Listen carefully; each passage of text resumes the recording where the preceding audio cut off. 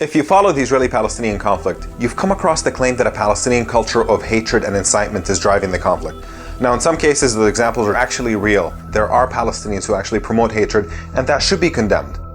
But let's be clear, hatred and incitement exist on both sides. And if you're not familiar with it on the Israeli side, the examples are countless.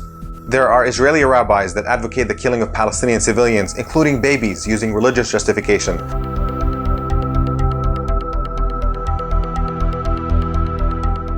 And some that even call for the burning of churches.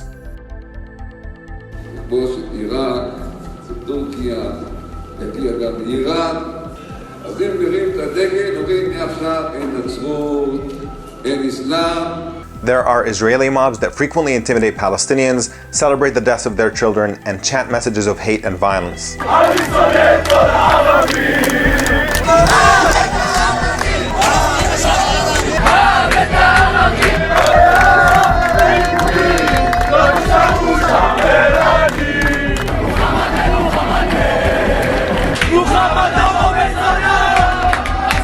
אני מדמיין שכל פעם אני רואה מולי ערבי מת, זה ממש שמח אותי כבר יותר.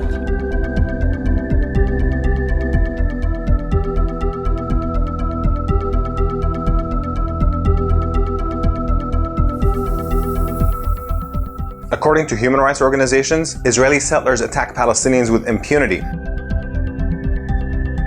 And these settlers even target Western peace activists who are there to protect Palestinian children from violence.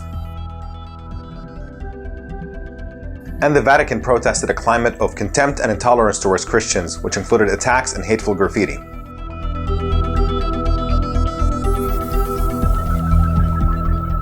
And even Israel's justice minister shared a post on Facebook which called Palestinian children little snakes and described the entire Palestinian people as the enemy. Of course, the point here is not to compare hate on either side, because the bottom line is this: hate is just a symptom of the conflict, not the cause of it. The cause of the conflict is the injustice imposed on the Palestinians in the form of occupation, apartheid, ethnic cleansing, and denial of basic rights. During the era of racial segregation or apartheid in South Africa, there was plenty of racial hatred and violence. But what had to come before reconciliation could move forward was an end to the unjust apartheid system. Things are no different in the Israeli-Palestinian conflict.